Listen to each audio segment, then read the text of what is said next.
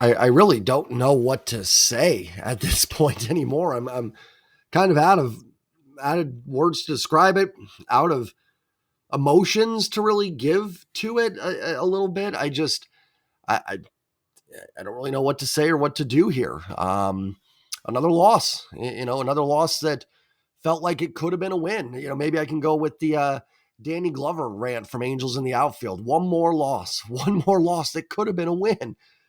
I don't know what is up, what is going on, everybody. Welcome back and welcome into the Seattle Mariners post-game recap. Mariners lose their fourth in a row. They dropped this one 5-2 to the Pittsburgh Pirates, excuse me. They fall, what is their record now? 63-60, 63-60 on the year. Something in the standings. I think they'll be 4 back in the wild card. Houston actually is losing to the White Sox, so possibly 3 back in the division. Before I go any further, as always, smash the like button. It helps out the channel tremendously. Comment your thoughts down below. And don't forget to hit subscribe. We have passed 4,000 subs. That's a huge thanks to all of you because that doesn't happen with all of your support. So I really, really do, from the bottom of my heart, I'm not just saying that to be silly or anything. I really do appreciate all the support. And I appreciate that you guys appreciate that. It's not easy to do this every night. It's not like I have some scripted videos, but there are some nights it's really hard to talk about this baseball team. And I can promise you I'll still be here. This team was 38-80. I'll still do it. It's still fun to do it. But man, it's a grind right now. I'm not going to lie. But it's funny. So thank you again for all the support. Mariner Sir and I again I want to give him credit because he said the line, but we were both thinking it. We both, I'll start with my thoughts and I'll kind of get into what he said, but I had very little expectations coming into this game. In fact, I was talking to my wife about it. We were sitting down watching the game. I said, you know what? Paul Skeens versus Logan Gilbert is a great pitching matchup. I'm just excited to watch these two. I'm not going in with any expectations of the Mariners winning this. I don't even really care all that much. I just want to see a good baseball game. I'm excited to see two of the best arms in baseball go at it. And I'm just going to kind of have a carefree watch of this game. Not going to focus too much on the results. Just want to see this great pitchers duel. And as only the Mariners can do, as Mariner Sir messaged me, we both had that mentality going into the game. Then the Mariners take the lead. Logan Gilbert looked like he was, through the first 3 innings, might have a perfecto tonight. He was that dialed in, and they end up losing the game. So as soon as I was ready to not have emotions, the Mariners go up 2-0. I was like, okay, this might be a win tonight. They got a couple runs off Skeens. I actually didn't think their at-bats were terrible in the beginning against Paul Skeens. Even throughout the night. And Logan looked locked in. He looked like he could go 7 shutout. And then I know the bullpen the last couple nights hasn't gotten it done, but you still feel pretty good turning it over to Munoz or whoever for the 8th and 9th. So I actually had my hopes up that they might win this baseball game. And then sure enough, Logan all of a sudden goes from locked in, looking like he's going to throw a perfect game, to being a little shaky. Not his fault necessarily tonight. He probably could have been a little bit better at the end, last few innings, but then the offense just can't add any more runs until the 9th when they're already down by 3 runs. Scott, again, doesn't push the right bullpen buttons, and you give up 2 more runs. It's the same story. It's the same story. It's very similar to the last few nights, in Detroit, to be perfectly honest. And the funny thing about tonight, I know we all kind of joked about what would happen facing Paul Skeens tonight, but Skeens wasn't really locked in that much. Now, he's a tremendous talent. Like, he's a guy that even when he's not on his game can still deliver a quality start like he did tonight of 6 innings, 2 earned runs. But did anybody watch that game and think Skeens was just like dominant? And again, that's not a diss if any Pirate fans are watching. I think Skeens is phenomenal talent. And I'm super happy for, an organization that, in Pittsburgh that's had some lean years here recently, that you have a talent like that. It reminds me a little bit of 2005 for the Mariners with Felix Hernandez. It gives you hope. Sometimes it just takes that one guy to give you hope, and Skeens has done that for the Pirates organization. But he wasn't perfect tonight. He walked 4. That's a career high. The contact wasn't super hard, but his off-speed stuff just wasn't sharp at all. And I didn't even think the Mariners had terrible at-bats. They scored 2 runs. I'm not going to stand here and praise them. They had a chance to add on in the 6th. Canzone grounds into a double play. The offense was still bad, but it was certainly better than it was against like Brian Sammons and Kenta Maeda, essentially. So they did better than I thought they would do against Paul Skeens. Maybe that's the best way I can put it. But then, Logan Gilbert, who's locked in, gives up the run. So just super frustrating. I was ready for a 1-0 game that they lost where Skeens goes 7 shutout, Logan goes 7 shutout, and it's a run at the end. But then you get the lead. So just like I said, all around, very, very frustrating. Let's get into it. Let's look at the box score. Then I'm going to get out of here. Real quick, if you are a channel member or thinking about becoming a channel member, obviously right now I'm doing my top 10 series of my top 10 baseball movies of all time. They will be coming out on Mariners off days. Hopefully that'll take us through to the end of the season. I will also be doing a live stream Sunday morning for the game. Grab your cup of coffee. We'll hang out. We'll talk some ball. There's going to be a contest giveaway. So think about becoming a channel member if you're not. And if you are a member and didn't see the community post, just remember Sunday morning. I think I'd originally said it would be Saturday, but I moved it to Sunday. I've got to work tomorrow. So yay. Always joyful. Logan Gilbert, 6 1/3, 5 hits, 4 runs, 3 earned, 2 walks, 6 Ks, gave up the home run. Again, the home run is to a guy that you should be getting out in Yasmani Grandal. I mean, everybody's got to get their number somewhere, but it's been kind of a pattern for the Mariners. Yesterday, give the home run to Javi Baez, who's not good. Today, it's Yasmani Grandal. Game 1 against the Tigers, it's Jake Rogers. Kerry Carpenter's a decent hitter, but Akil Baddoo beats you. It's just kind of been a theme for the Mariners, not able to get out some hitters that you really should be getting out. Logan was fine. Like, I'm not going to scoff at 6 1/3, 3 earned runs. And what do I say every video? How many times have you guys heard me say this? It would be nice once to have a pitcher bailed out, and not even bailed out, but be able to give up 3 earned runs in a start and win the game. Let's be honest, Mariners came to go 7 shutout innings with their starters and win a game. Wu and Miller did that the last 2 nights and they couldn't win. So 6 1/3, 3 earned runs against Paul Skeens is definitely not gonna get you a W. But it's a shame that the starting pitching just has to be perfect. Logan certainly was not perfect tonight, but it should be enough to at least be in position to maybe win that ball game. Austin Voth comes in for Logan Gilbert, and this is again like where Scott is just like me and Mariner Sir talked about. Every 50-50 decision that Scott has made has just gone the wrong way. And I don't even fully blame him for it, but eventually you've just got to push the right buttons. The results-based analysis that I've talked about, right? And that's where I'm at. I'll just to switch over with the Seahawks. Mike McDonald's first year. He's going to get some leeway from me as a coach, right? It's his first year. He's not going to push the right buttons all the time. I think he's going to be a really good coach, and I think the defense is going to be flying around this year. I liked what I saw in the preseason game. I'm already going Seahawks hype now, but he's going to make mistakes. His first year as head coach. It's going to be understandable. But Scott's been doing this now 9-10 years, and you've got to find a way to push the right buttons. And it stinks for him because, Austin Voth is capable of getting out of that situation. But you brought over JT Chargois to kind of be that guy, and he goes to Voth over Chargois. Now, listen, part of it was Dom Canzone's dive that probably should have caught the ball that didn't. That's another thing. You got the Mariners, blowing leads. You got them diving for balls, and it's going off their heads. It's just a mess right now. And then he goes to Chargois after they get down 3 runs. And I know Chargois only threw a couple pitches in this game, so he should be fine for tomorrow. But then why are you going to Chargois after giving up the runs? Like that, then just go to Trent Thornton at that point. The game's pretty much out of reach. And in that 9th inning, maybe you go to Chargois, he gets out of it. You go to the 9th inning, maybe that Polanco home run ties this game. So again, I don't think going to Voth is terrible in that situation.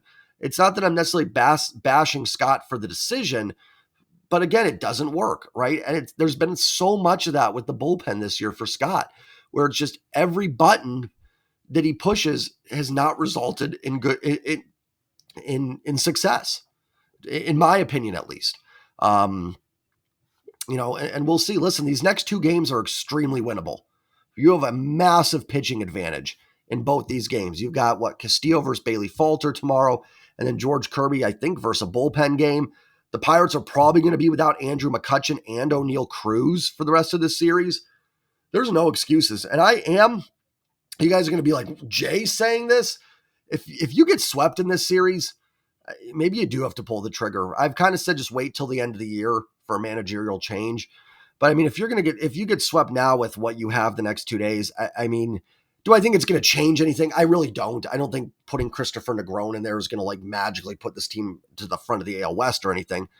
But it just can't happen. I'm not 100% there yet, but man, I would get it. I would certainly get it. There's 37 games left. It might just be too late in the year to even consider it. It may just be an off-season thing, but man, if you can't find a way to win this series now, tonight you're going against Skeens, fine, I guess, but we'll see. We'll see. I do not like calling for people's jobs. I really don't. These are all human beings. I think everybody's working hard.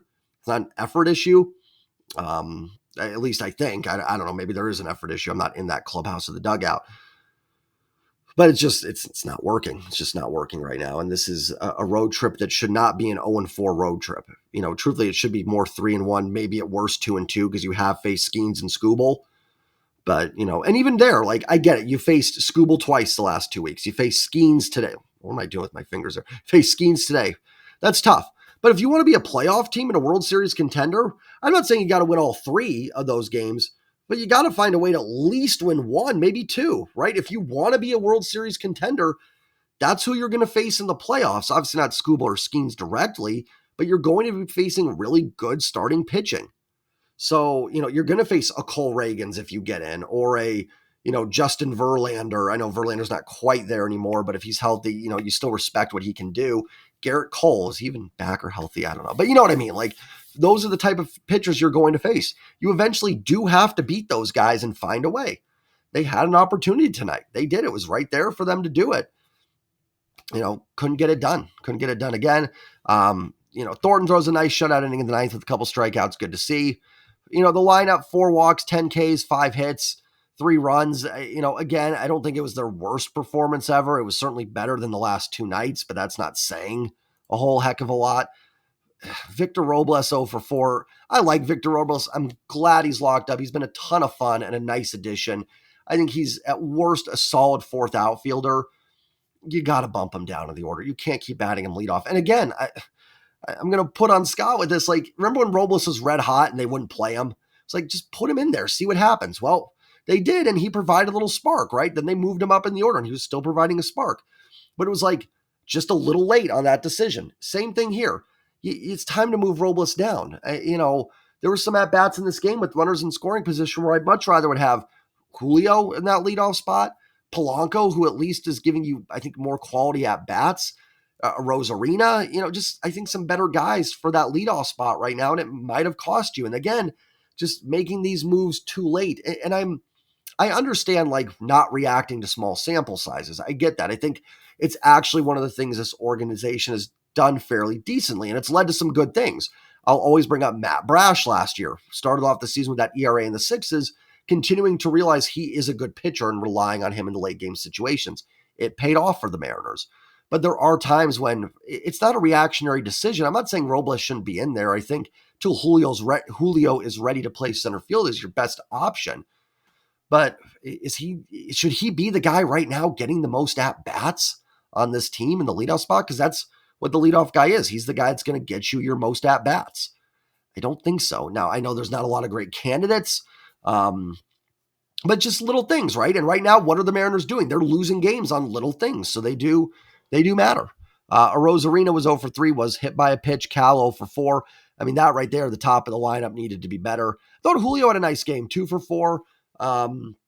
The base hit was a bit of a bloop, but the double was solid. He looked a little better running the bases today, I thought. He looked more active in the box, like you saw him jumping around a little bit more, whereas, I think his first couple games back, he was a little more, I don't know, rigid, stiff. He looked a little looser today, so that was good to see. Encouraging to see that Julio may be getting closer to playing the field. Polanco had a pretty nice game, 1-for-3 with the home run and a walk. On base twice with a home run. Luke Raley, a nice game, actually reached base 3 times, a walk, a homer, and the single in the 9th inning. Nice game for Luke Raley. Homering off Paul Skeens was really good to see. That thing was crushed, by the way. I think the hardest hit ball Skeens has given up this year, and that's kind of my thing. Like, they did some decent things against Skeens tonight. They really did. I mean, they didn't do any worse than anybody else, I guess. The last 2 nights were so frustrating because the league is pounding Kenta Maeda. Brian Salmons is a 29-year-old career minor leaguer, and they're getting just, worked by these guys. I'm not taking away from what they did, but, Skeens has dominated everybody. I will say, I wonder if Skeens is starting to hit a little bit of a wall. He just didn't look quite as sharp. I do think maybe with the innings pitched and everything this first year, he is kind of hitting a wall a little bit. So it may not be so much that the Mariners like figured out Skeens or anything, but it may just been him kind of taking a bit of a, it might getting close to maybe shutting him down is kind of what I'm saying for the year. Canzone was 0 for 3 with a walk. Brutal game for Dom Canzone. Grounds into the double play with runners at the corners in the 6th inning.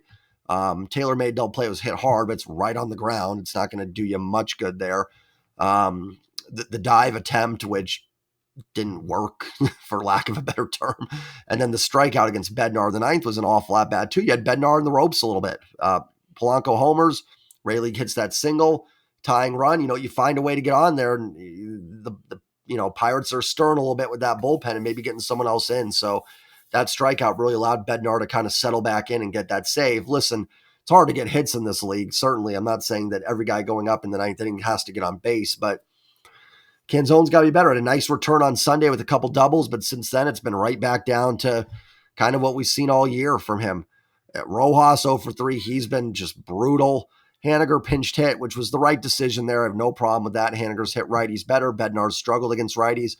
And Haniger right now is just a better player than hitter, at least, than Josh Rojas. But he strikes out. Leo Rivas was 0 for 2 with a walk. That walk was a real nice at-bat against Skeens. Fouled off some tough pitches. Had a couple nice defensive plays as well. Listen, what does Rivas have? A 4-something OPS, 492. Not going to stand here and say it's been good. But I think Rivas has been okay as your last guy on a bench.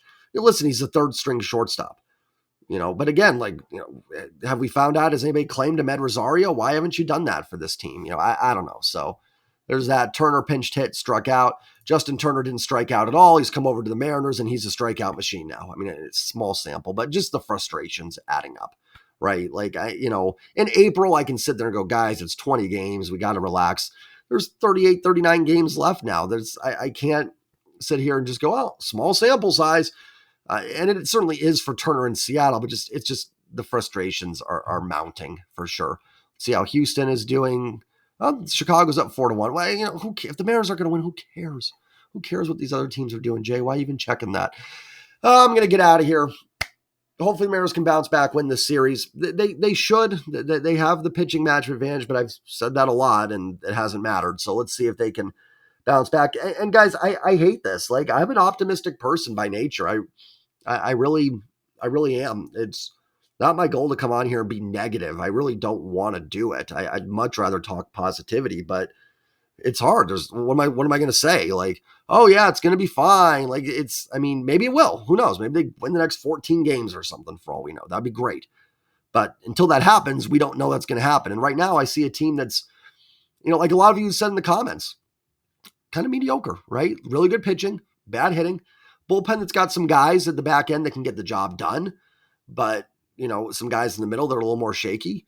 And what's funny too? I've been talking to people how can they beat the Mets and the Phillies but lose to the Tigers and, for tonight we'll say the Pirates and the Angels. Who does things like that? Mediocre teams. Think of the most 8-8 football team you've ever seen. I don't know who it is, but 8-9 now because there's 17 games. We'll just go 8-8 because it sounds better. What do you see? Is that a team? That's a team that's capable of hosting the prime New England Patriots and beating them. It is. It's also a team that was capable of going on the road to playing some of those awful St. Louis Rams teams and losing. That's what mediocre teams do, right? They're capable of, the Mariners are capable. They could go to LA and beat the Dodgers 2 out of 3. They've got the pitching. There's enough offensive guys, if they get hot for a week, can get it done. They're unfortunately also capable of dropping series to the Tigers because their offense is just not good. It's not consistent, and the pitching can only do so much. It's what mediocre teams do. Hopefully the Mariners come out of that, but there ain't a lot of time left for that. So we'll see. Have a great night, everybody. At least they get to turn around and do it again in 10 hours. Yay. I don't know when the post game will be up tomorrow, and then we'll go from there. Have a great night, everybody. Enjoy your weekend. And as always, go Mariners. Peace.